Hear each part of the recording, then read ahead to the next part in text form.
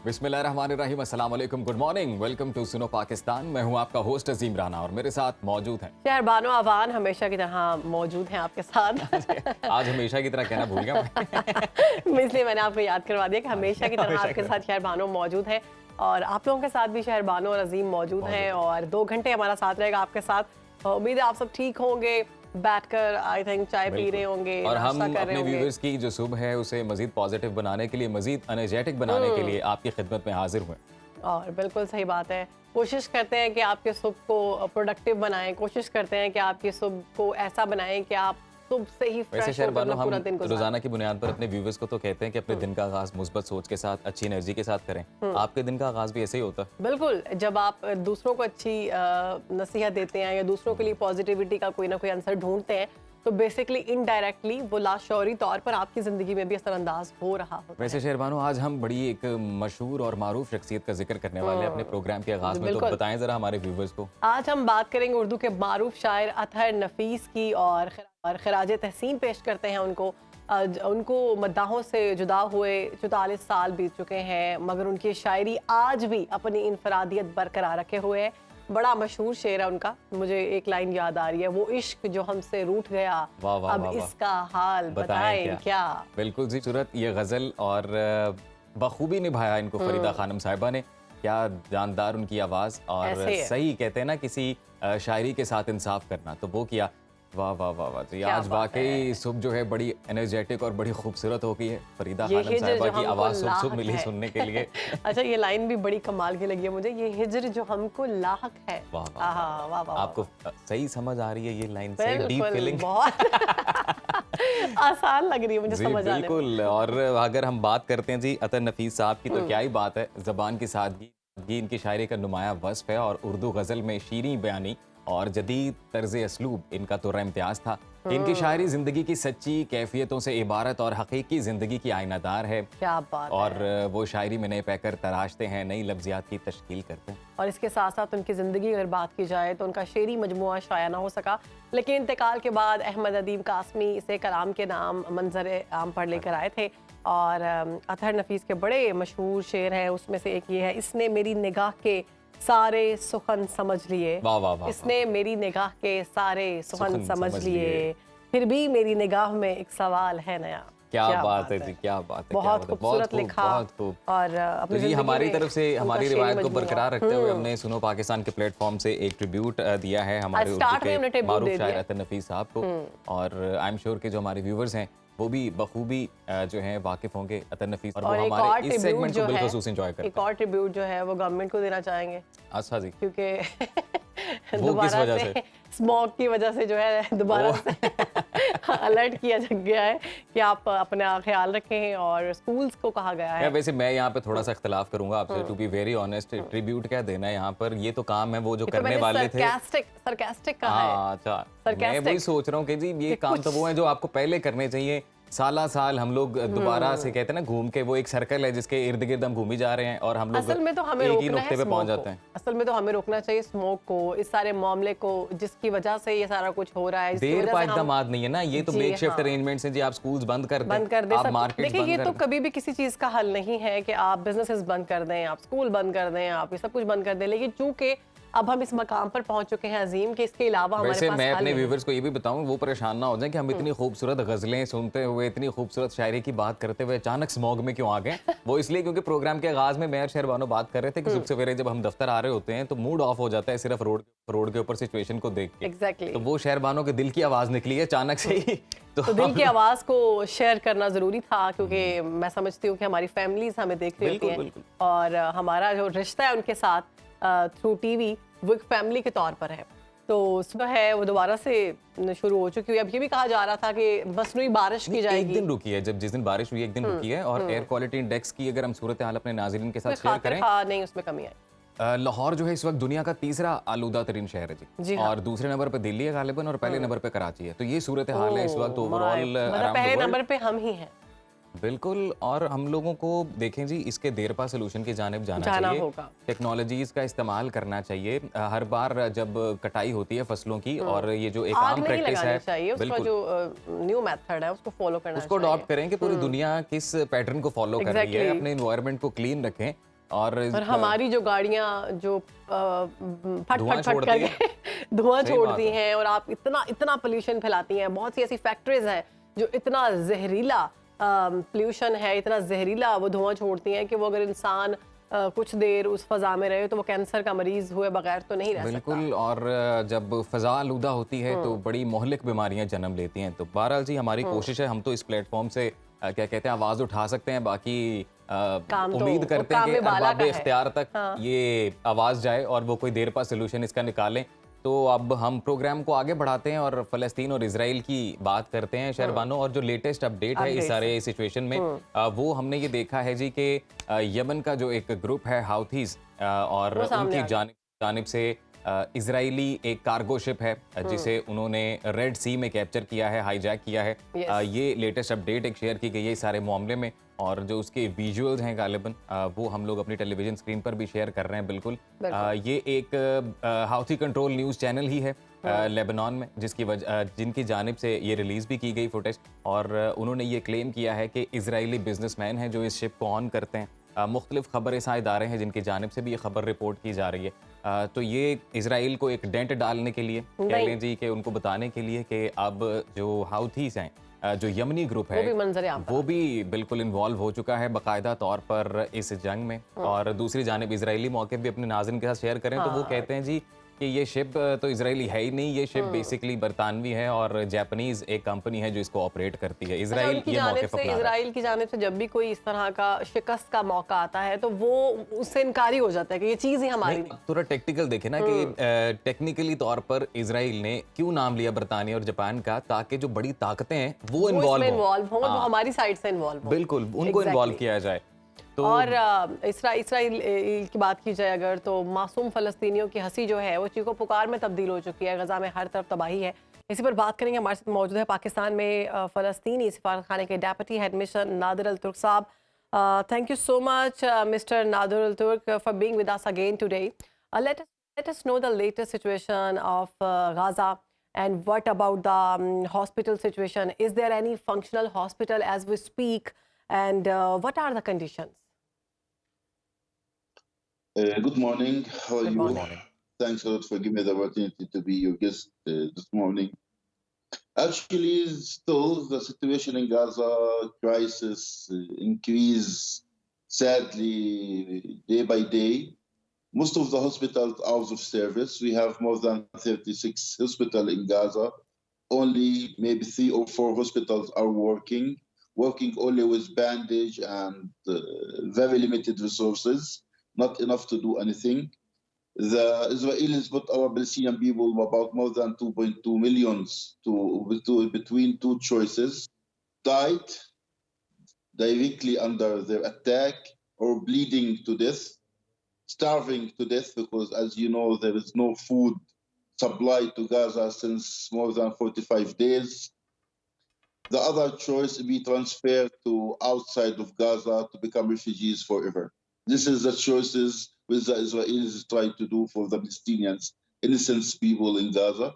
We have more than 13,300 shaheed, more than 32,000 injured, without any resources to save their lives. Israelis occupied Indonesian hospital in north of Gaza Yes. and occupied Shifa Hospital in Gaza City. And this is the situation. And the problem that still silence of the governments of the world. On the other hand, their people are protesting in the streets in favor of Palestine, and they are supporting Israelis with more weapons to kill more children and women in Gaza Strip. Mr. Nader, United Nations has recently adopted a resolution for humanitarian pause. Has it been implemented? They're taking the resolution, but this resolution need to be accepted and facilitated by the Israelis. So, which giving a question: who is higher, United Nations or Israelis criminal government? This is again and again, as I mentioned before, we have more than 800 resolutions in favor of the United Nations, 85 resolutions from Security Council. With that, the United Nations don't have the power to insist Israelis to obey it and facilitate it to be appear on the ground. So I don't know what's going to be the future of this resolution to give humanitarian supply for Palestinian people in Gaza Mr. Nadir, is what going about to the be followed, Palestinian is going to be Authority? done or not. Is Palestinian Authority putting any Yeah, as effort? you know, Palestinian government, they are right now located in West Bank, about 85 kilometers from Israel, from Gaza Strip. They are not allowed. There is no direct borders because our most of our all of our territory is under occupation. Even Palestinian government, they don't have. The Israelis afraid the custom and the tax money, which is for the Palestinian government. Even the Palestinians don't have the money to pay for the salaries for its own employee in West Bank or Gaza Strip. So this is the situation. The Palestinian government working with hard diplomacy, has political relation to insist the world, insist the international organization to make them obey and insist the Israelis to obey the international rules, international law. But if the Americans are blindly supported the Israelis, no one has the power to face the Americans. This is the problem, actually, what we are facing. Mr. Nadir, as we are speaking, there are news about Qatar is playing an important role of mediator in this situation. Do you think there is a possibility of any breakthrough in near future? We hope so. Qatari brothers are working on releasing 50 Israeli prisoners, and on the other hand, release 300 Palestinians, ladies and women and children in the Israeli prisons, and getting 5 days for ceasefire. We hope so. That is, and every day they said they are optimistic. Other days the Israelis said that we are not going to follow this procedure. We are not going to release anyone. We will not ceasefire even for 1 day. So we are waiting because it is everything according to Israelis' moody, Israelis' needs, which is obeyed by the Americans, obeyed by British, German, French, and they are not obey the blood of Palestinian people who are killed in cold blood by the Israelis and Americans, Western countries who brings. We wait and see. Inshallah, we will have something on the ground. Inshallah, inshallah. Mr. Nadir, the Israeli Prime Minister gives a very harsh and bold statement against Hamas and the people of Palestine. And the fact is, his statement go against human rights. How you picture this?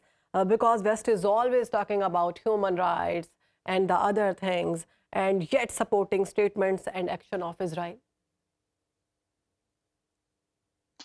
Actually, whatever the statements, the reality is on the ground very clear. They speak about 250 Israeli prisoners between Palestinians' armed people hands. On the other hand, we have 7,500 and more Palestinian prisoners in the Israelis' jails and prisons. Okay, so we have hostage between the Israelis' hands need to be released. Other hand, they are speaking about 1,400 Israelis killed on 7th of October. Later on, it is facts on the ground show by Israelis report that 364 Israelis was killed by Israelis aircraft, Apache helicopter. It was killed by they killed their own people. And they killed more than 200 Palestinians in the same day in the same situation. So we are, on the other hand, they are ignoring the killing of more than 13,000 Palestinians, injured more than 30,000. So in that situation, are you expecting a ceasefire anytime soon? About human rights, we need to look to everyone as a human. Not only the Israelis are a human, Palestinians are a humans and have equal right to live. Not only the Israelis and Western people. Mr. Nadir, through the platform of Suno News, what would you like to say? Any important message? What do you believe that there should be first and foremost step that should be done, and who can play that part? I have two messages. First message for my brother and sister Pakistani people. Please don't forget Qa'id A'zam and raise your children according to the principles and vision in favor of how to support Palestine, in favor of Palestine. This is my first request for my Pakistani brother and sister. Keep Qa'id A'zam alive, not only in your house and your minds, keep him alive, even in your action in favor of Palestine. and raise your children according to that. This is my first message. Second message to human being around the world, to international community, please, we are waiting for real democracy. When we see your own people on the street of over Palestine, and you are blindly support Israelis, your governments blindly support Israelis in their killing for Palestinians, children and women in the street, and you are speaking about the human rights when there is a ship kidnapped by Yemeni people. Yes, Mr. Nadir, you are rightly said that people around the world should raise their voice in this matter particularly. And our prayers are with you and the brother and sisters in Gaza. Thank you so much for your time.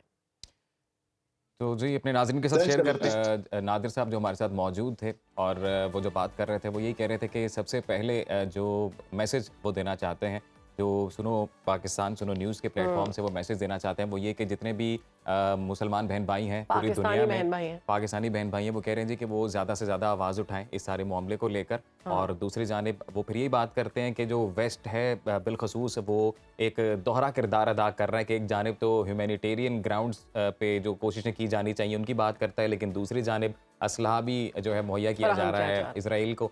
और तीसरी जो उन्होंने अहम बात की वो की मुस्लिम उम्मा की कि जो कतर बिलखसूस जो इस्लामिक कंट्री उनकी जानिब से जो कोशिशें की जा रही हैं वो भी पूरी उम्मीद है कि इंशाल्लाह जो मुस्लिम उम्मा मिल के एफर्ट्स डाल रही है इंशाल्लाह ये जो मामला है जल्द अज जल्द किसी पार लगे और जो अहले गज़ा है उनको सुख का सांस है। बिल्कुल दुआ करते हैं कि तमाम सूरत हाल अमन की जानिब बढ़े। अभी एक छोटी सी ब्रेक की जानिब हम भी बढ़ रहे हैं और देखते रहिए सुनो पाकिस्तान।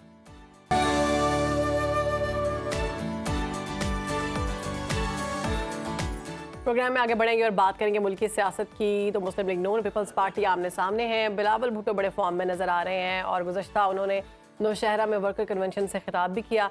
उस खिताब में बहुत सी बातें सामने आई, लफ्जी गोलाबारी भी की गई उनकी जानिब से, तीरंदाजी के ताबड़तोड़ हमले भी किए गए मुखालिफिन पर।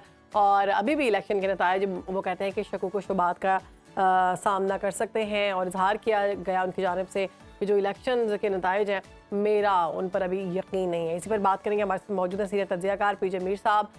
Thank you so much for your time sir.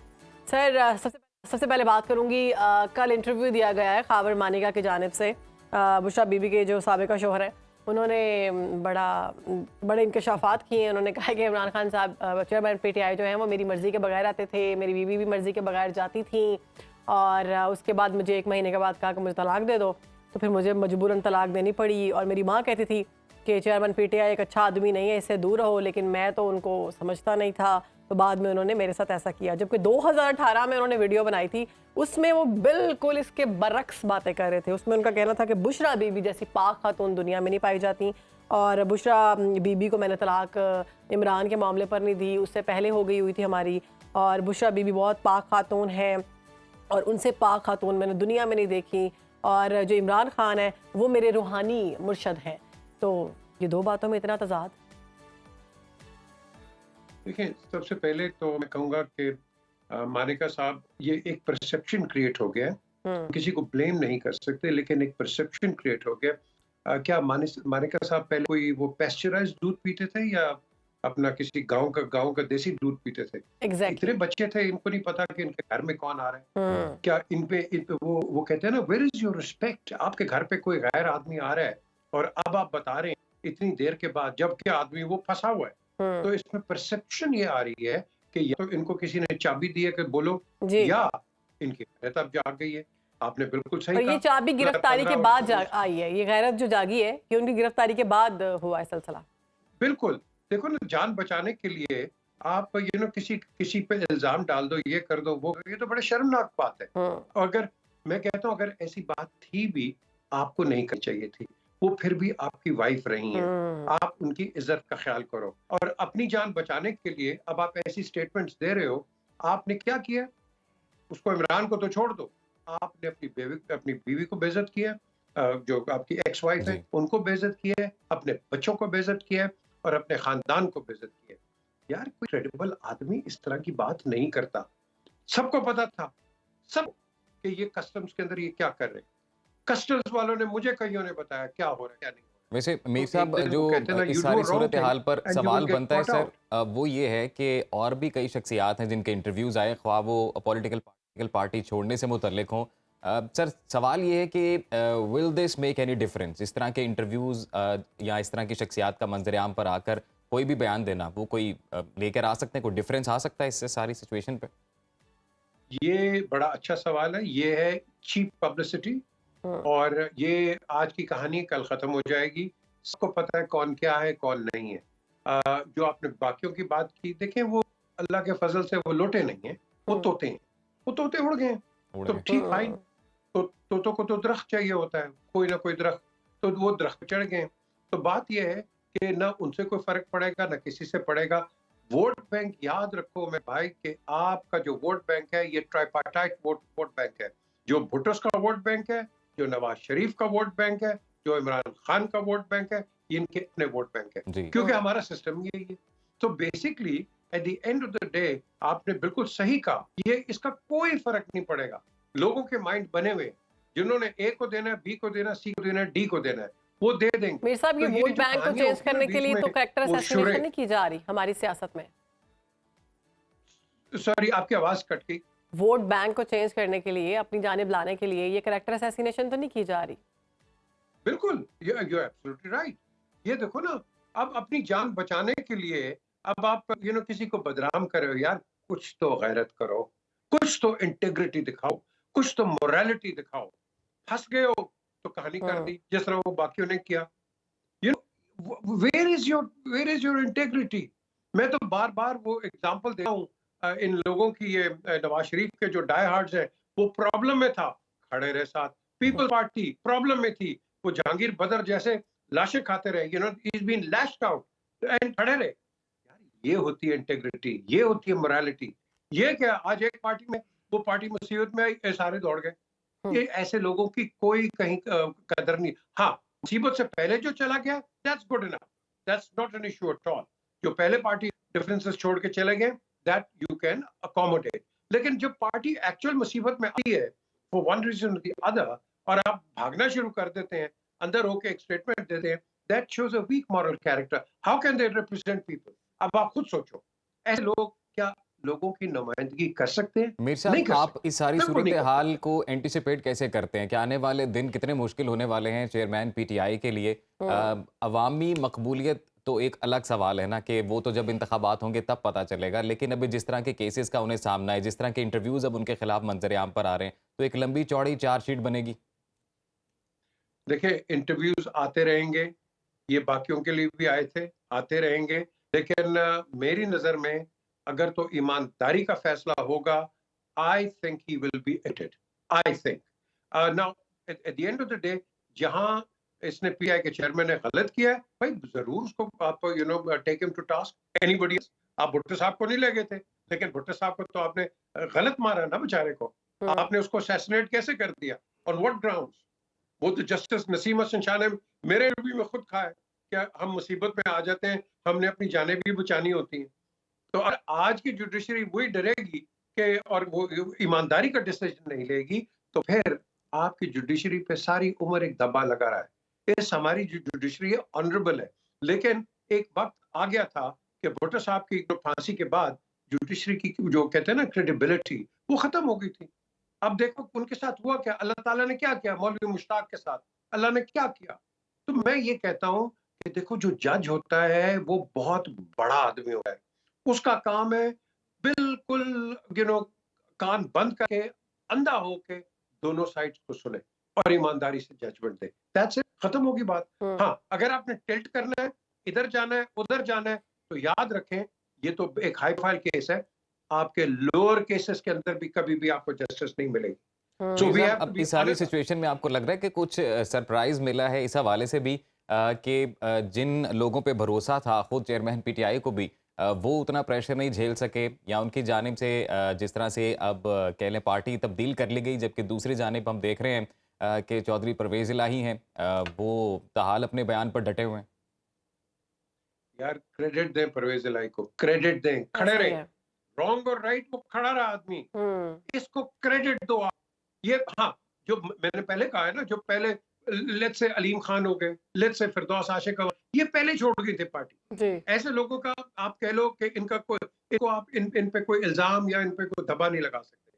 क्यों? ये पहले ही छोड़ गए थे। जहांगीर तरीन को भी सबको ले लो, ये पहले। तो प्रॉब्लम जब आई है, जब वो कहते हैं ना when the push comes to crunch, ये जो छोड़ के गए दीज पीपल, मेरी नजर में जी I don't see any political future and I don't think that people will vote for these people. I don't think so.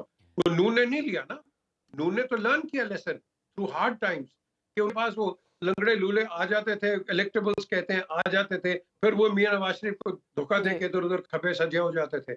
आज नून ने बड़ा अच्छा काम किया, उनकी अपना वोट बैंक है, वो अपने पे लड़ेंगे। People's Party I don't know या स्टैंड बिल्कुल ऐसे ही है मुस्लिम मीर लीग ने साहब। अब अपना- देखना, अब बिलावल भुट्टो की बात की जाए तो उनकी जानिब से अभी भी इंतखाबात पर शफाफियत का जो है मामला, वो कहते हैं मुझे इस पर यकीन नहीं है। बहुत शुक्रिया, आपने वक्त दिया और बड़े अहम मौजू पर आपने हमारे साथ बात की। तो सिचुएशन जो है वो बिल्कुल किसी और तरफ ही जा रही है हम लोग इलेक्शन को से पहले। दोबारा भी मीर साहब से इंशाल्लाह बात करेंगे जब, तो फिर और चंद आम सवालात हैं, अभी वक्त की किल्लत की बायस वो नहीं हो सके, तो वो भी यकीनन उनसे बात करेंगे। तो यहाँ पर हम शामिल करेंगे ब्रेक, आप कहीं मत जाइएगा, देखते रहिए सुनो बाकी सुनो पाकिस्तान।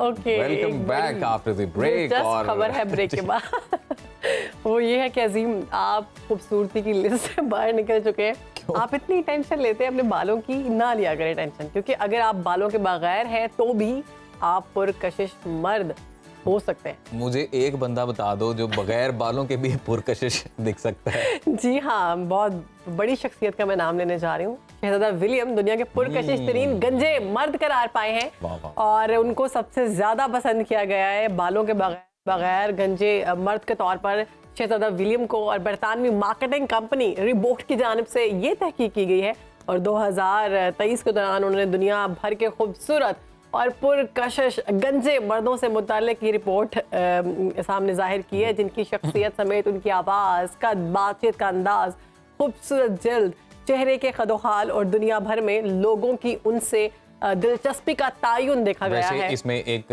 बड़ी ही पॉजिटिव खबर जो मुझे समझ आई है इस सारी सिचुएशन में, वो ये है कि हर वो आदमी जो परेशान हो जाता है बाल्डनेस की वजह से, गंजे होने की वजह से, वो बेफिक्र हो जाए, क्योंकि आपकी पर्सनैलिटी है ओवरऑल जो मैटर करती है, आप किस तरह से अपने स्टाइल को कैरी करते हैं। क्योंकि अभी ये जो एलिमेंट्स उन्होंने बताए हैं कि जी वो बातचीत करने का अंदाज, उनकी लुक, उनके कपड़े पहनने का उनका अंदाज, रंग, उनका बिल्कुल। कंप्लेक्शन और उनका बैठने का अंदाज। अच्छा, अक्सर ये बात भी है, अक्सर लोगों को मैंने देखा है कि उनके बाल नहीं होते लेकिन वो बहुत अच्छे लग रहे होते हैं। तो ये इट डिपेंड्स कि आप अपने आप को कैरी कैसे करते हैं। शहरबानो, ये प्रिंस विलियम के अलावा कई ऐसी पर्सनैलिटीज हैं जो बड़े ग्रेसफुल लगते हैं। पाकिस्तान में HSY भी है। हाँ, HSY का भी एक अपना स्टाइल है, उन्होंने मेंटेन किया हुआ उन्हें। फिर ये अभी हम टेलीविजन स्क्रीन पर देख रहे हैं, जेसन स्टेथम है, वेन डीजल हैं, वाह, वाह, और भी हॉलीवुड और बड़े अच्छे लग रहे हैं, बगैर बालों के भी उन्होंने अपने आप को बड़ा फिट रखा हुआ है। तो शहजादा विलियम दुनिया के पुरकशिश तरीन गंजे मर्द करार पाए हैं। और आज के बाद ना आप लोगों ने टेंशन नहीं लेनी और उन बहकावों में नहीं आना, फलां तेल ये 2-4 एटमों को मिला के कोई तेल बनाएंगे तो बाल उगाएंगे, और पता चले वो असली बाल भी आपके चले जाएंगे। और उसके अलावा जो लोग जाके करवाते हैं हेयर ट्रांसप्लांट हेयर वगैरह, ट्रांसप्लांट करवाते हैं, PRP लेते हैं, ठीक तो है, पैसे लेनी भी ना चाहिए खर्चे जिनको इतने अपने प्यार ज्यादा। बालों से प्यार है, लाइक अजीम। तो अजीम, आज के बाद किसी सेगमेंट में मैं आपको बालों के लिए परेशान होते ना देखूं, अच्छा। तो ये मैंने बहुत बड़ी खबर आपको दे दी है। इस पे इसी पर एक ब्रेक लेना, ब्रेक ले लेते हैं जी। आप कहीं मत जाइएगा, वापस आएंगे हम। देखते रहिए सुनो पाकिस्तान।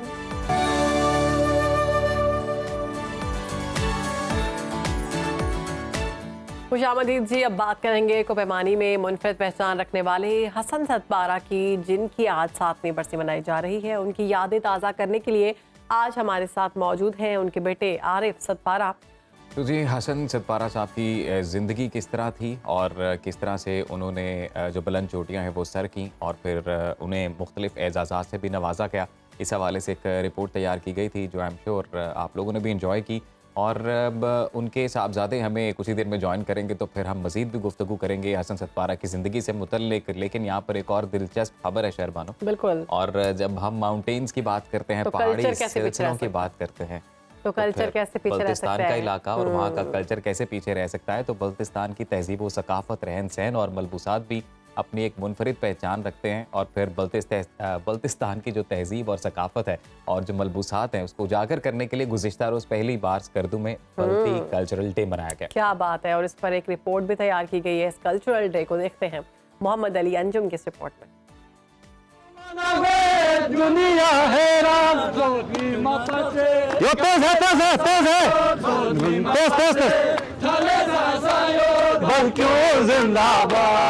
रिवायती लिबास पहने खुशी में नाचते गाते बल्तिस्तान के बासियों ने बल्ती कल्चरल डे मनाया। कमिश्नर बल्तिस्तान डिवीजन की हिदायत पर बल्तिस्तान डिवीजन के चारों अजला में बल्ती कल्चरल डे की मुनासबत से खुसूसी तकारीब का इनेकाद किया गया। मकामी फनकारों ने रिवायती लिबास की अहमियत को उजागर करने के लिए स्टेज ड्रामा पेश किया। डिग्री कॉलेज स्कर्दू में भी खुसूसी तकरीब का एहतमाम किया गया। मकामी अफराद का कहना है कि इस नोयत की तकारीब से बल्तिस्तान के कदीम कल्चर को दोबारा जिंदा करने में मदद मिलेगी। इस दिन का मनाने का सबसे अहम ये है कि अपने जो कल्चर को प्रमोट करना और यहाँ की तहजीब को दूसरे ममालिक और दूसरे जो तहजीब के लोगों को पता चलने कि गिलगित बल्तिस्तान में भी बल्ती अदब और कल्चर को यहाँ पर जो है यहाँ ज़बान की जो बोली जाती है इसको प्रमोट करना है, क्योंकि यहाँ के जो कल्चर बल्ती कल्चर रोज़ बरोज़ यहाँ से ख़त्म हो रहे थे। तो इस वजह से इस दिन को मना रहे, इसको प्रमोट करने के लिए स्टेडियम वालों ने और गवर्नमेंट और यहाँ के डिप्टी कमिश्नर और कमिश्नर साहब ने जो है यहाँ पर ये प्रोग्राम को इनेकाद किया है। हम इसका बहुत एप्रिशिएट करते हैं। आज कल्चरल डे सेलिब्रेट हो रहा है जिससे लोगों की emotional health, mental health improve होगी और यहाँ की कल्चर जो है प्रिजर्व होगी। यहाँ जो कल्चर डे हो रहा है आज बल्तिस्तान के हवाले से, तो मैं खुद अपने दिल में बहुत खुश हूँ क्योंकि मैंने खुद अपना लिबास बल्तिस्तान लिबास पहना हुआ है। तो लोगों को चाहिए कि अपने कल्चर को जो हमारे वर्ल्ड लेवल पे लाए, और हमारा भी कोशिश यही है, गवर्नमेंट का भी यही कोशिश है कि बल्तिस्तान के कल्चर को बहुत आगे तक पहुँचाए। कमिश्नर बल्तिस्तान डिवीजन का कहना है कि बल्तिस्तान का मुनफरिद कल्चर पूरी दुनिया को अपनी जानिब राग़िब करता है। मुझे बहुत अच्छा लग रहा है कि हम सारे इकट्ठे होके बल्ती कल्चरल हेरिटेज को सेलिब्रेट कर रहे हैं। हम इसलिए इकट्ठे हो गए हैं कि हमें, ताकि इस हमारी जो कल्चर है उससे हम प्राइड फील कर सकें। और मुझे ऐसा लगा कि जब यहाँ पे आए तो मुझे ये फीलिंग्स आई कि शायद बल्तिस्तान की इतनी ज़बरदस्त रिच कल्चरल हेरिटेज होने के बावजूद भी यहाँ पे बहुत ज़्यादा इन्फ्लुएंसेस, एक्सटर्नल इन्फ्लुएंसेस है। कल्चरल डे मनाने का बुनियादी मकसद रिवायती लिबास को जिंदा करना और साथ ही सकाफती सयाहत को फरोग देना है। सकाफती दिन के मौके पर बल्ती रिवायती लिबास भी लोगों की तवज्जो का मरकज बना रहा। बल्ती फनकारों ने मकामी जुबान में गीत गाकर खूब रंग जमाया।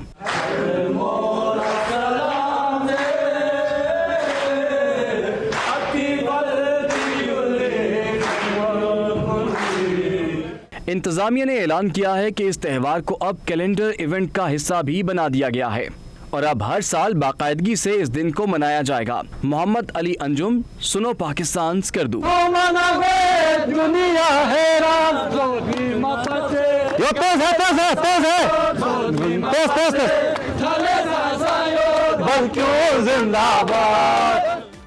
क्या बात बड़ी है। खूबसूरत रिपोर्ट अली अंजुम की। और पाकिस्तान की ये खूबसूरतियाँ हैं, पाकिस्तान के ये रंग हैं, बड़ी खूबसूरत जगह है बल्तिस्तान, और कल्चर उससे भी ज़्यादा खूबसूरत और लोग फिर उससे भी ज़्यादा खूबसूरत। बिल्कुल, और वहाँ पर जो मनाजिर हैं, अगर आप बल्तिस्तान का अगर आपने विजिट किया हो तो वो कहते हैं जन्नत से कम नहीं है। इतनी खूबसूरती है वहाँ पर जिसकी हद नहीं है। सर्दी भी काफी होती है, बर्फबारी भी काफी होती है। और ये बड़ा शानदार कल्चरल डे उन्होंने बनाया है। और अभी ब्रेक में जो मलबूसात हम देख वो रहे थे, रिपोर्ट चल रही थी, आप मुझे कह रहे थे आपको बल्तिस्तान का कोई ड्रेस है वो बड़ा पसंद है। हाँ जी बिल्कुल, ये जो मर्द हज़रात एक स्पेसिफिक रोब पहनते हैं वहाँ की, जो एक ट्रेडिशनल है, वो बड़ी खूबसूरत लगी थी। क्योंकि इस फुटेज में मैंने देखा कि वो एक साहब ने पहनी हुई थी, बाजुओं पर कढ़ाई हुई थी, काम हुआ था, बड़ी खूबसूरत लग रही थी वो। और बड़ी ही शानदार तरीके से जो, और वैसे भी जिंदा जो कौमें वो अपने ट्रेडिशंस को, अपने कल्चर्स को हमेशा से प्रिजर्व करती हैं और ऑन करती हैं प्रॉपर, और बड़े दिल से जो है उनको मनाने का एहतमाम किया जाता है। अच्छा, इनका जो इनका जो ये पढ़ रहे थे वो बड़ा खूबसूरत था। वो जो अपनी जबान में कोई उनका कलाम था, गीत था, जो भी था, वो बड़ा खूबसूरत पढ़ रहे थे। लेकिन इनका डांस भी बड़ा खूबसूरत होता है। मैंने इनका डांस देखा हुआ है। बल्तिस्तान का जो रक्स है एक बड़ा ही स्पेसिफिक स्टाइल में वो किया जाता है, और सबके हाथ और कोऑर्डिनेशन इतना फिट होता है ना कि सब उसी कोऑर्डिनेशन में डांस करते हैं। तो इसी बात पर अब हम ले रहे हैं ब्रेक के बाद हाजिर हो रहे हैं। देखते रहिए सुनो पाकिस्तान।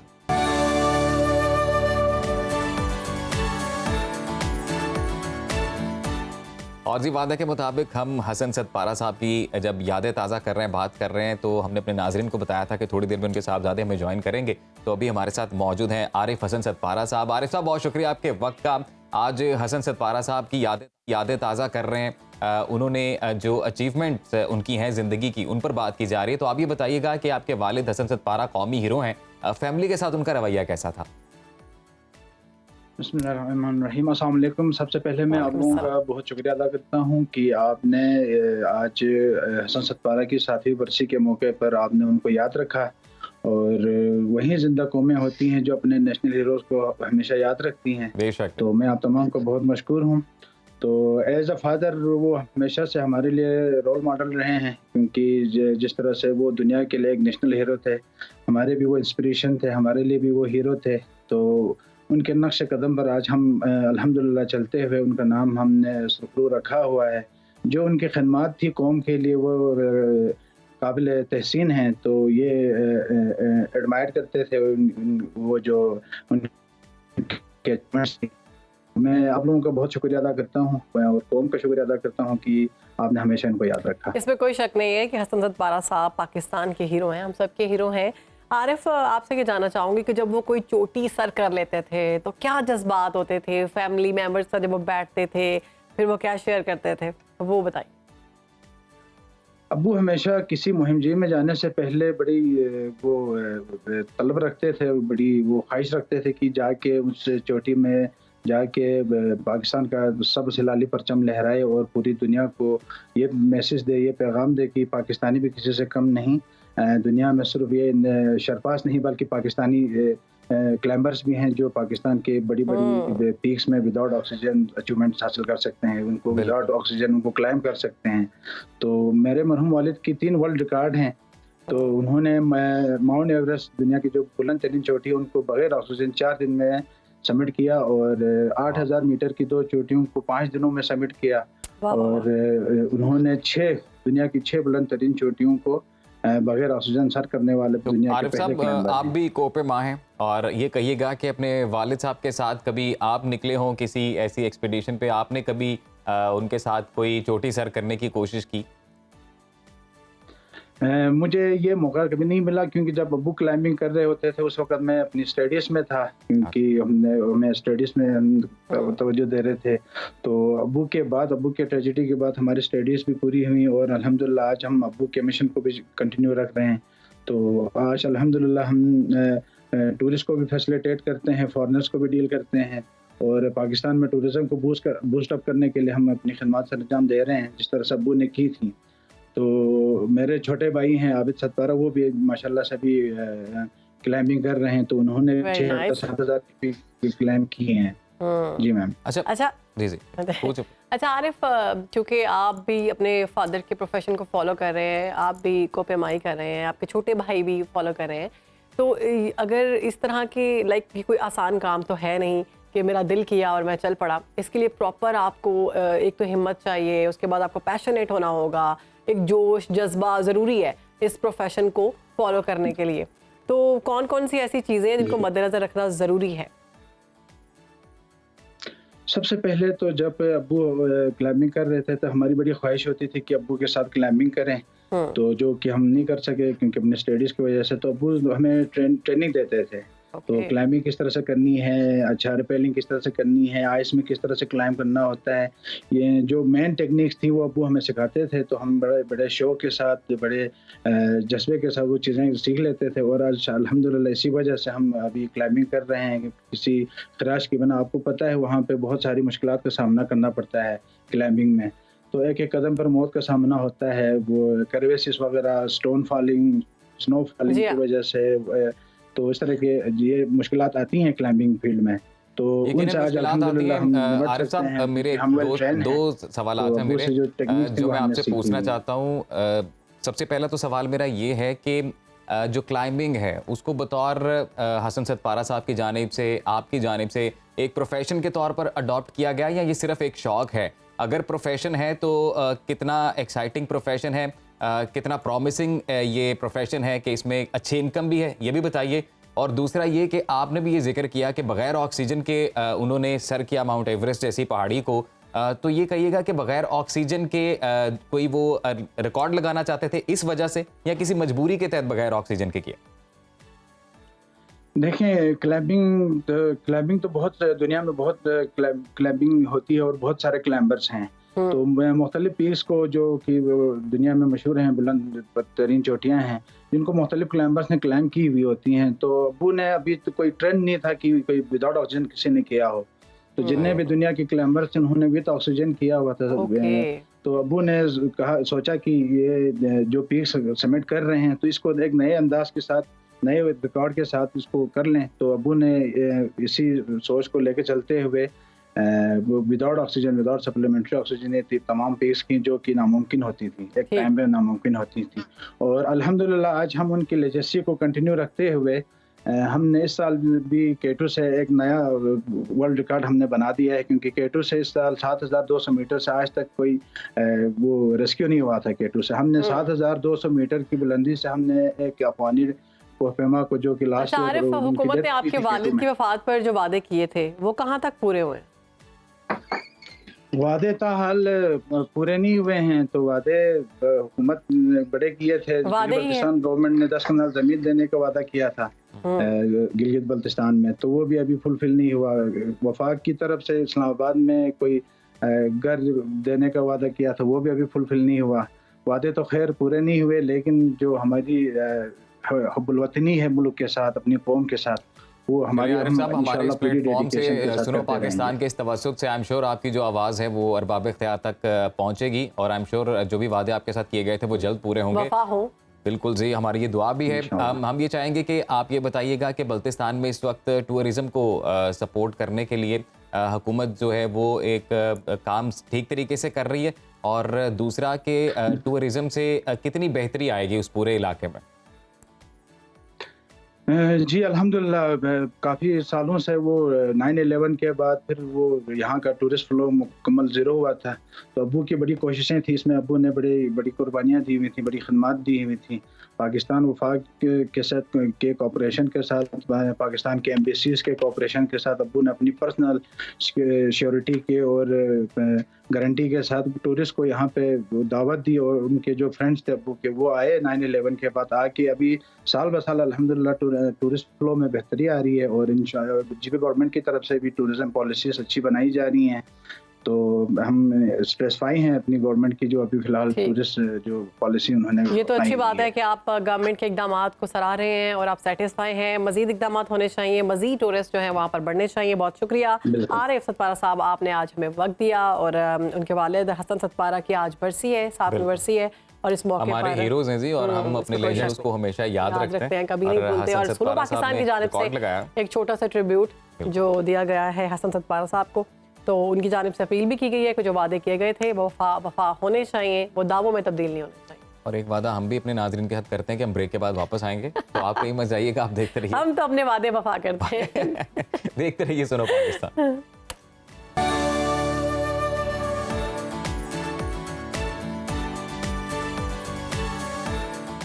तो नाज़रीन, वक्त आ गया है उस सेगमेंट का जिसका हम सबको इंतजार था, और बात होने वाली ख्वाबों की, और ख्वाबों के अंदर अंदर उन ख्वाबों के फ़ायदे क्या होंगे। तो आज हम जिस चीज़ का जिक्र कर रहे हैं वो है मछली। तो पाकिस्तान समेत दुनिया भर में बड़ी मकबूल तरीन ग़ज़ा है मछली। मुख्तलिफ़ तरीक़ों से इसे पकाया जाता है, और इसमें ऐसे ग़ज़ाई अज्जा होते हैं कि जो हर उम्र के अफराद के लिए मसाले लगाकर ज़रूरी फ्राई भी किया जाता है। बिल्कुल, मैंने कहा थोड़ा सा मसाला लगा लूँ।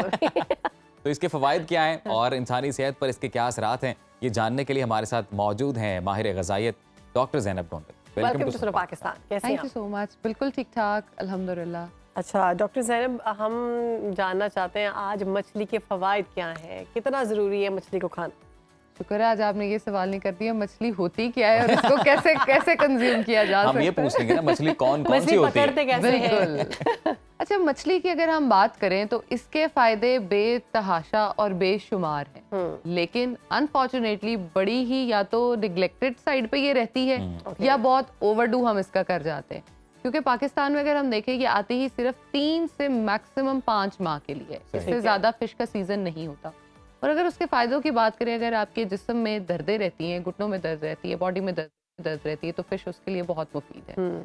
आपके अगर बाल ख़राब हैं, स्किन ख़राब है, आपको लग रहा है कि आप एजिंग की तरफ जा रहे हैं, तो अगर आप फ़िश जो है हफ्ते में कम से कम 2 से 3 बार इस्तेमाल करते हैं तो आप उसको बहुत अच्छी तरह अटेन कर सकते हैं, एक हेल्दी स्किन जो है उसे हासिल कर सकते हैं। उसके साथ साथ अगर आपकी बॉडी में विटामिन डी की डेफिशिएंसी है तो फ़िश उन वाहिद फूड्स में से एक है जो आपकी बॉडी में विटामिन डी की एब्जॉर्प्शन करा सकता है और विटामिन डी की प्रोडक्शन जो है वो हो सकती है। ओमेगा 3, ओमेगा 6 आपकी बॉडी के लिए काफ़ी इंपॉर्टेंट होते हैं और अगर आप फ़िश खाते हो तो वो आपकी बॉडी की ओमेगा 3 और ओमेगा 6 की नीड्स जो हैं उसको पूरा कर सकते हैं।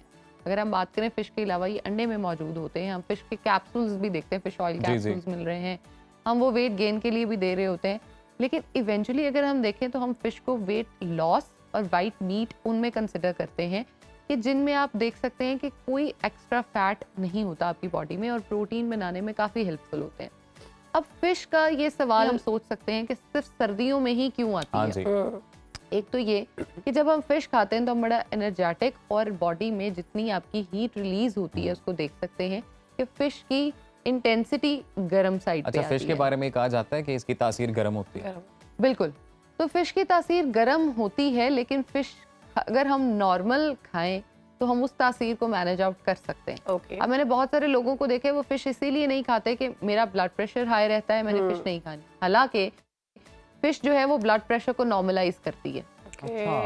फिश आपकी किडनी की हेल्थ के लिए, आपकी लिवर की हेल्थ के लिए बहुत मुफीद होती है। कहते हैं वाइट मीट जो है ये सबसे ज़्यादा बेहतरीन है। बिल्कुल, आप अगर ये देखें कि आपकी बॉडी में बहुत ज़्यादा फैट्स बनने शुरू हो गए, कोलेस्ट्रॉल, यूरिक एसिड के इश्यूज हैं, तो आप रेड मीट्स को अवॉइड करते हैं, यानी मटन और बीफ को अवॉइड करें तो वाइट मीट खाएं। अच्छा, इसमें ये भी है कि लोग कहते हैं कि दूध दही नहीं खाना चाहिए, इससे पहले और बाद में फुलबेरी हो जाती है वो सारा मुंह सफ़ेद हो जाता है। अच्छा देखिए, ये बहुत स्पेसिफिक मछली की 1 से 2 इकसाम होती हैं जो पाकिस्तान में एटलीस्ट नहीं पाई जाती और हम मैक्सिमम लकीली नहीं पाई जाती। हम मैक्सिमम खाते यहाँ पे सिर्फ रहू खाते हैं और रहू के बाद ऐसे कोई जो है वो साइड इफेक्ट्स नहीं देखने पे आते हैं। हाँ, फिंगर फिश खा लेते हैं या हम रहू खा लेते हैं। इसके अलावा मेरा नहीं ख्याल मैक्सिमम पाकिस्तानियों ने कोई तीसरी जो फिश की किस्म है वो चखी भी होगी या खाई भी होगी। ऑफ कोर्स खाई होगी, लेकिन अच्छा, वैसे मैं आपको एक बात बताऊं, अभी रिसेंटली हम दोस्त यार गए मछली खाने के लिए, तो जब मछली खा ली हम लोगों ने और हमने अच्छी खासी मछली खा ली तो जाहिर है वो फिर गर्म लगना शुरू हो गया सारा कुछ। बिल्कुल। तो हम लोगों ने सोचा जी अब इसके ऊपर से कोई ठंडी चीज खाई जाए ताकि थोड़े रिलैक्स हो। तो आप जूस पी लेते? जूस नहीं, मेरे ज़हन में जो ऑप्शन थी मैंने कहा जी रसमलाई खाते हैं ठंडी ठंडी, जबरदस्त। लेकिन सारे वोट अगेंस्ट थे मेरे इसी बात से कि जी इसके ऊपर डेयरी का कोई प्रोडक्ट जो है वो नहीं, ये एक बिल्कुल जो है वो मिथ है। अगर आप रहू खा रहे हो उसके बाद आप दूध दही किसी का भी इस्तेमाल कर सकते हैं, लेकिन मैं हमेशा ये कहती हूँ कि एक मिथ अगर आपके माइंड में बनी हुई है और आपको लग रहा है कि जी दूध दही खाने से फुलबेरी हो जाएगी, तो फिर ना खाएं। तो आप ना खाएं, क्योंकि जो आपके माइंड में चीज होती है वो हो जाती है। अच्छा, अगर आप ये साइकोलॉजी का फैक्ट देखें, आपने अगर सोचा है कि आज का शो अच्छा नहीं होगा, मेरी तबीयत नहीं होगा, तो वो शो अच्छा नहीं होगा। और अगर आप ये सोचें आज का शो तो बड़ा जबरदस्त होने वाला। अच्छा, फिश की भी ना अब इसमें ग़िज़ाइयत की बात हो रही है तो अब फिश के बनाने पे बात कर लेते हैं। कुछ लोग उसको फ्राई करके खाते हैं, उसके ऊपर अच्छा सा मसाला लगाकर उसको बेसन के साथ ऑयल। आपके मुंह में जो पानी आ रहा है ना, मुझे वो इस टाइम पे बड़ा मेरी तो फेवरेट है। मैं सोच रही थी मैं फिश घर जाके ना फिश खाऊंगी, तो उसको लेकिन मैं इस पे पानी फेरती हूँ ऑयल में उसको ऑयल में फ्राई करते हैं। कुछ उसको वो कर देते हैं लाइक बेक करते हैं, आप उसको ग्रिल करते हैं, आप उसका सालन पका के खाते हैं। कुछ देसी जो ऑयल है लाइक सरसों का ऑयल, उसमें भी उसको बनाते हैं तवे के ऊपर। बिल्कुल। तो इनमें ग़िज़ाइयत में कोई फर्क आता है? बहुत ज्यादा। सालन में भी पकाते हैं शोरबे के साथ, बहुत ज्यादा फर्क आता है। अगर आप ये कहते हैं कि आप उसको, आपकी बात ही पिक कर लेते हैं, मसाले लगा के बेसन लगा के फ्राई करके खाते हैं, तो उसमें सिवाय वो ऑयल और फैट के कुछ नहीं बचता। जैसे मैंने पहले कहा है कि ये कोलेस्ट्रॉल, यूरिक एसिड, लिवर सबको मैनेज करती है, बीपी को ठीक करती है। पहले आपने उसके बिल्कुल अगेंस्ट बात कर रहे हो कि हमने उसको फ्राई भी कर लिया, हमने उसको मसाले भी लगा दिए। फिश खाने का सबसे बेहतरीन तरीका जो है वो है कि आप उसको ग्रिल्ड या बेक खाएं। मजा ही ज्यादा ग्रिल का आता है। ग्रिल में ना ज्यादा ऑयल होता है, ना बहुत ज्यादा मसाले आते हैं, वो आपके पास एक बड़ी फील आती है। एग्जैक्टली। और मैं इस चीज में ये कहती हूँ कि बजाय आप बाहर से खाएं, आप फिश घर पर लाएं, उसको साफ करें। साफ करने के बाद जैसे आप उसमें ऑलिव ऑयल या आप उसमें जो है वो थोड़ा बहुत देसी घी उसको लगा कर रख दें, ऑफ कोर्स उसकी स्मेल और वो चीज़ें रिमूव करने के बाद उसको आप रख दें, अजवाइन वगैरह, और उसके बाद आप उसको बेक करके खाएं तो आपकी मैक्सिमम एब्जॉर्प्शन जो है वो ओमेगा 3 ओमेगा 6 की होगी। आपको पूरी सर्दियां, बुखार, नज़ला, जुकाम जो है वो नहीं अच्छा, होगा। वैसे ज़ैनब एक तो बात ये है कि ये जो जिस तरह फ्राई करके हमें मिलती है ज़्यादातर, एक अवाम की बड़ी तादाद है जो इस तरह ही ये मछली कंज्यूम करते हैं, बिल्कुल। और एक हमें थोड़ा फैंसी भी मिलती है जैसे सुशी टाइप और सैल्मन टाइप, तो इसमें क्या फ़र्क है? और बड़ी पसंद है ज़्यादा लोगों को सुशी कच्ची से। ज़्यादा फायदे वाली कौन सी? अच्छा, अगर आप ये देखें, आपने भी कहा कि आप लोगों ने फिश खाई और तंग हुए, हाँ, वो ज्यादा फिश खाने का मसला नहीं था, वो तेल वाली वो खाने। फिश की किस तरह से आपने खाई वो मसला था।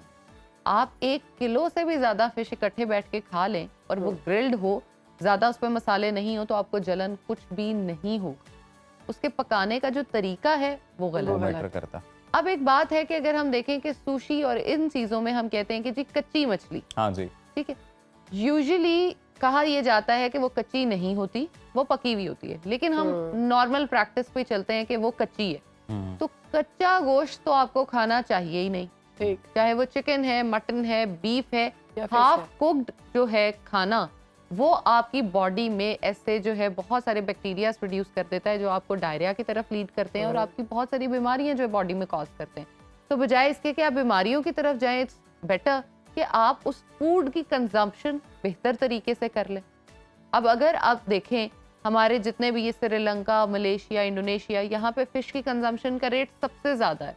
यहाँ पे उम्रें भी सबसे ज़्यादा होती हैं, उनकी इनका टेक्सचर जो है वो सबसे ज़्यादा बेहतरीन डॉक्टर ज़ैनब, होता हम ये चाहते हैं कि आप हमारे को ये भी बताएं कि मछली जब खानी है तो वो कितनी खानी है जो आपके लिए हेल्दी रहे, क्योंकि हमारे लाहौरियों का बिलखसूस ये ट्रेंड है कि जब बैठते हैं तो खाई जाते हैं, खाई जाते फिर हैं, उठना तब भी है, यहाँ तो अपनी बस हो जाए या मछली लाहौरी बस हो नहीं, जाए। इसमें मैं कहती हूँ पंजाबी आते हैं, सारे पंजाबी जो हैं वो जब खाना शुरू करते हैं फिश सामने रख कर, तो वो कहते हैं भाई 2-4 किलो तो बस मैं खाऊंगा या खाऊंगी, बाकी तुम देखो। तो बच्चों को देनी चाहिए तो कितनी मिकदार में देनी चाहिए ये भी बता दीजिए। ये सिर्फ फिश नहीं, हमारे वैसे ही ये प्रैक्टिसेस बहुत गलत हैं कि हमने या तो खानी नहीं है चीज़, और अगर खानी है तो हमने बहुत ज़्यादा खानी है। अब या तो हम पूरा सीजन फिश खाएंगे ही 2 से 3 बार। आप अक्सर देखेंगे कि सर्दियां जब खत्म होती हैं बहुत सारे लोग कहते हैं यार इस बार फिश तो खाई नहीं, सिर्फ 3 से 4 बार, क्योंकि वो याद ही नहीं आई। और कोई ऐसे लोग होंगे जो ये कह रहे होंगे इस बार तो हमने फिश बहुत ज़्यादा खाई, इसलिए क्योंकि वो याद आ गई थी और हमने इंतहा कर दी।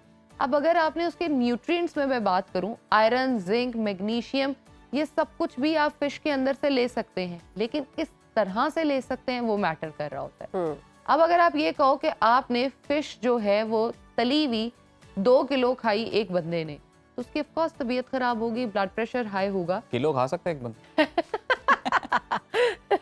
अच्छा, अगर वो प्रॉपरली कुक्ड है, उसमें बहुत ज्यादा ऑयल नहीं है, और साथ आप रोटी, नान और वो चीजें नहीं ले रहे, तो आप बिल्कुल खा सकते हो। अच्छा, लेकिन हफ्ते में 1 बार, उससे ज्यादा नहीं।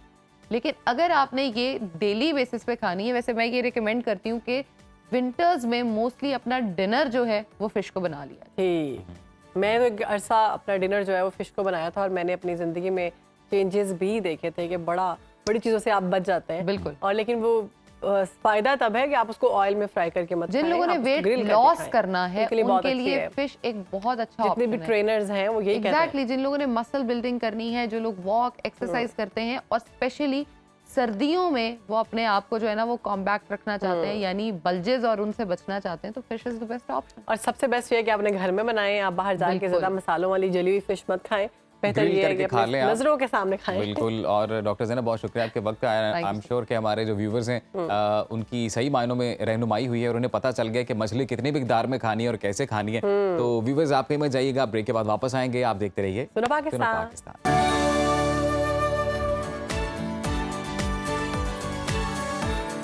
तो जनाब, आज दुनिया भर में टेलीविज़न का डे मनाया जा रहा है और टेलीविज़न की अहमियत पर बात की जा रही है। हमारे जो आपसे राब्ते हैं, जो एक फैमिली के तौर पर हम रोज़ आते हैं, आप हमें रोज़ देखते हैं, ये टेलीविज़न की बदौलत ही है। मालूमात, राब्ते, ख़बरें, ये तमाम जो रसाई पहुँचाई जाती है, ये ताकतवर जो ज़रिया है ये टेलीविज़न ही है। और सोशल मीडिया का दौर है, लेकिन फिर भी हम टेलीविज़न डे मना रहे हैं। तो जी, वर्ल्ड टेलीविज़न डे के हवाले से, टेलीविज़न की अहमियत के हवाले से ये रिपोर्ट आपने मुलाहिजा की। बड़ी पाकिस्तान की नामवर शख्सियात इसी रिपोर्ट की मुनासिबत से आज याद आ गई। तारिक अजीज़ साहब थे, मोइन अख्तर साहब थे, और इसके अलावा भी कई जय्यद शख्सियात जो अब माजी का हिस्सा है, लेकिन हमारे दिलों में हमेशा बसेंगे, हम उनको याद करते रहेंगे। पाकिस्तान टेलीविजन का नाम उनकी वजह से है जी। तो जी अब आगे बढ़ते हैं शहरबानो प्रोग्राम में, बात करेंगे हम प्रोग्राम के अख्ताम की जाने बढ़ेंगे और बात करेंगे जंगलात की। दुनिया के सबसे बड़े मसनूई जंगल छांगा मांगा को हम कैसे भूल सकते हैं। ये जंगल ना सिर्फ लकड़ी की फराहमी का बड़ा जरिया है बल्कि एक बेहतरीन सैरगाह भी है। 1960 में यहाँ कौमी पार्क बनाया गया, जिसके बाद हर साल लाखों की तादाद में मुल्की और गैर मुल्की सयाह यहाँ सियाहत की फ़रोग से आते हैं। सयाहों की दिलचस्पी देखते हुए यहाँ पर ज़्यादा से ज़्यादा जो है वो दरख्त लगाए गए, भाप से चलने वाली ट्रेन चलाई गई है और छांगा मांगा जंगल के दरमियान से एक नहर भी गुजरती है जो पूरे जंगल को सैराब करती है। और फिर यहाँ पर एक खूबसूरत झील भी मौजूद है जिसकी खूबसूरती का अगर हम जिक्र करें तो इसी खूबसूरती के पेशे नज़र इसका नाम महताबी झील रखा गया है। झील की दूसरी जानिब जाने के लिए एक झूला पुल बनाया गया है और इस पर एक वक्त में 8 से ज़्यादा अफराद को गुजरने की गुंजाइश नहीं है।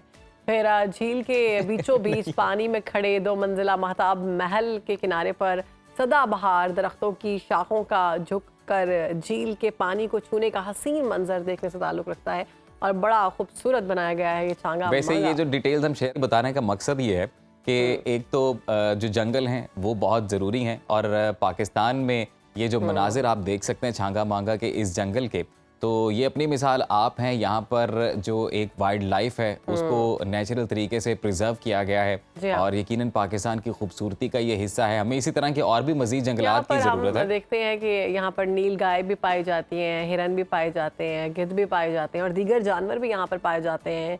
और यहाँ पर सबसे खूबसूरती की बात यह है कि जो ग्रीनरी है, जो एटमॉस्फेयर है वो बड़ा क्लियर है, क्योंकि हम चूँकि बहुत बात करते हैं फ़ज़ाई आलूदगी की, तो ज़्यादा से ज़्यादा दरख्त लगाने चाहिए ताकि फ़ज़ाई आलूदगी कम से कम हो और हम जो सांस लें वो प्योर हमारे। और छांगा मांगा की शक्ल में कह लें कि एक प्रोजेक्ट आपके सामने है कि इसी तर्ज पर अगर मजीद जंगलात भी बनाए जाएं तो ना सिर्फ कि वाइल्ड लाइफ प्रिजर्व होगी बल्कि एनवायरनमेंट ज़्यादा साफ होगा, ज़्यादा क्लियर होगा और एक पुरफ़ज़ा मकाम जो है वो बनेगा, लोग सांस बेहतर तरीके से ले सकेंगे। लेकिन पाकिस्तान की ये खूबसूरती भी है कि यहाँ पर ऐसे जंगलात पाए जाते हैं। तो इस खूबसूरती के साथ हम खूबसूरत सा आपको खुदा हाफिज़ करते हैं क्योंकि आज हमारा प्रोग्राम जो है ख़त्म हुआ। कल मुलाकात होगी आपसे। अल्लाह हाफ़िज़।